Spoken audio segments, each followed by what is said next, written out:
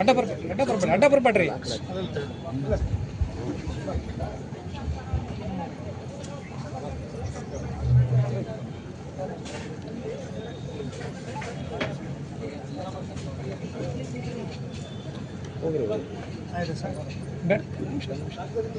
ಸಾಕಾರಲ್ಲ, ಕಳಿಸಿ ಮೊಮ್ಮಗನ ಕಳಿಸಿ.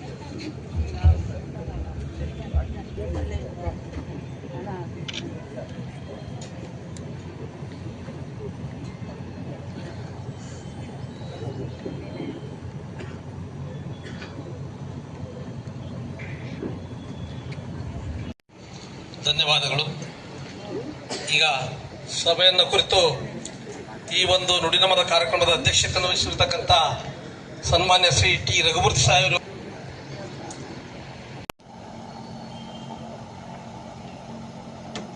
ಏನು ಡಿಲಿಮಿಟೇಷನ್ ಆಯಿತು ಈ ಕ್ಷೇತ್ರಕ್ಕೆ, ಆಗ ನಾನು ಶಾಸಕನಾಗಬೇಕಂತೇನು ಬಯಸ್ತೆ.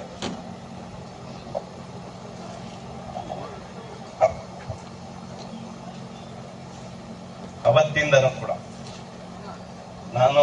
ನನಗೆ ಅವರಿಗೆ ಸಣ್ಣ ಪುಟ್ಟ ಭಿನ್ನಾಭಿಪ್ರಾಯ ಇದ್ರೂ ನಮ್ಮ ಸಂಬಂಧ ಒಂದು ಸಹೋದರನ ಸಂಬಂಧ.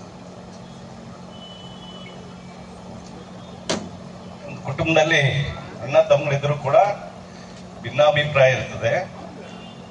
ಆ ರಾಜಕೀಯ ಭಿನ್ನಾಭಿಪ್ರಾಯಗಳು ಇರ್ಬೋದು. 2008ರಲ್ಲಿ ನಾನೇನು ಶಾಸನ ಆಗ್ಬೇಕಂತ ಇಲ್ಲಿ ಬಂದೆ. ಅವತ್ತಿನಿಂದನೂ ಕೂಡ ನಮ್ಮ ಬಾಬು ರೆಡ್ಡಿ ನನ್ನ ಜೊತೆನೆ ಇದ್ದಾನೆ.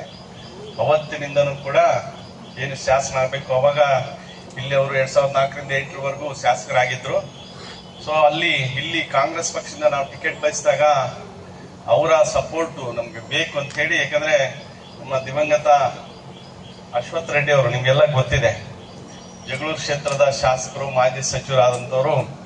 ಅವ್ರ ಜೊತೆ ಒಡಗೂಡಿ ಅವ್ರನ್ನ ಭೇಟಿಯಾಗೋದಕ್ಕೆ ನಾಗನಟ್ಟಿ ಜಾತ್ರೆ, ತಿಪ್ಪೇರುದ್ರ ಸ್ವಾಮಿ ಜಾತ್ರೆ, ಅವತ್ತು ನಮ್ಮ ಗುಂಡಪ್ಪ ಶ್ರೀನಿವಾಸ್ ಇಲ್ಲ ಇಲ್ಲಿ. ಗುಂಡಪ್ಪ ಶ್ರೀನಿವಾಸ್ ಅಂತ ನಮ್ಮ ಶ್ರೀನಿವಾಸ್ ಇಲ್ಲ. ನಮ್ಮ ಶ್ರೀನಿವಾಸ್ ಜೊತೆ ಸೇರಿ ಅವರನ್ನ ಭೇಟಿಯಾಗಕ್ಕೆ ಇಲ್ಲಿ ಚಳ್ಳಕೆರೆಗೆ ಬಂದ್ವಿ. ಆಮೇಲೆ ಹಿರಿಯೂರಿಗೆ ಹೋದ್ವಿ. ಆಮೇಲೆ ಚಿತ್ರದುರ್ಗದಲ್ಲಿ ಸಿಕ್ಕಿದ್ರು. ಅವತ್ತು ಅವರ ಮೊದಲನೇ ಭೇಟಿ. ಅವತ್ತಿನಿಂದ ಹಿಡಿದು ಏನು ಮೊನ್ನೆ ನಿಧನವಂತರವರು 9ನೇ ತಾರೀಕು ರಾತ್ರಿ ಅಲ್ಲಿವರೆಗೂ ಕೂಡ ಅವ್ರ ಜೊತೆ ನಮ್ದು ಒಡನಾಟ, ಅವ್ರ ಜೊತೆನೇ ಇದ್ದಂಥದ್ದು. ರಾಜಕೀಯದಲ್ಲಿ ಈಗಾಗಲೇ ಅವರು 4 ಬಾರಿ ಶಾಸಕರಾಗ್ತಾರೆ. ಚಳ್ಳಕೆರೆನಲ್ಲಿ 1 ಬಾರಿ, ಹಿರಿಯೂರಲ್ಲಿ 3 ಬಾರಿ ಶಾಸಕರಾಗಿ ಈ ಕರ್ನಾಟಕ ರಾಜ್ಯವನ್ನ 2 ಬಾರಿ ಸಚಿವರಾಗಿ ಪ್ರತಿನಿಧಿಸ್ತಾರೆ.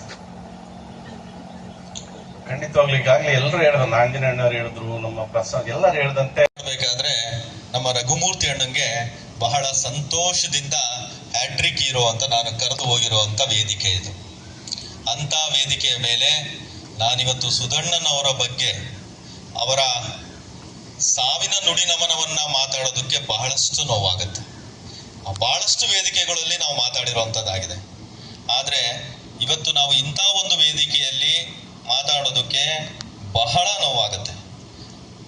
ಅವ್ರ ಬಗ್ಗೆ ಮಾತಾಡೋದಕ್ಕೆ ಇಷ್ಟೊತ್ತು ಬಹಳಷ್ಟು ಎಲ್ಲರೂ ಮಾತಾಡಿದ್ರು.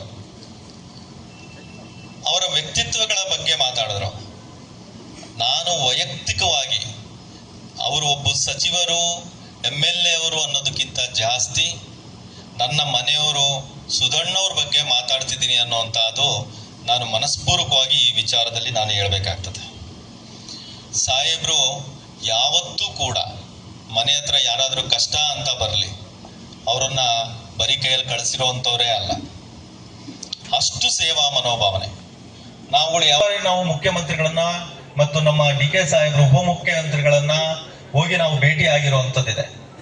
ಅಷ್ಟು ಪರ್ಸನಲ್ ಆಗಿ ತಗೊಂಡು ನನ್ನ ಅಧಿಕಾರಾವಧಿಯಲ್ಲಿ ನಾವು ಭದ್ರೆಯ ನೀರನ್ನ ದುರ್ಗಕ್ಕೆ ಹರಿಸಲೇಬೇಕು ಅಂತ ಒಂದು ಸಂಕಲ್ಪವನ್ನ ನಮ್ಮ ಸಾಹೇಬ್ರು ತಗೊಂಡಿದ್ರು.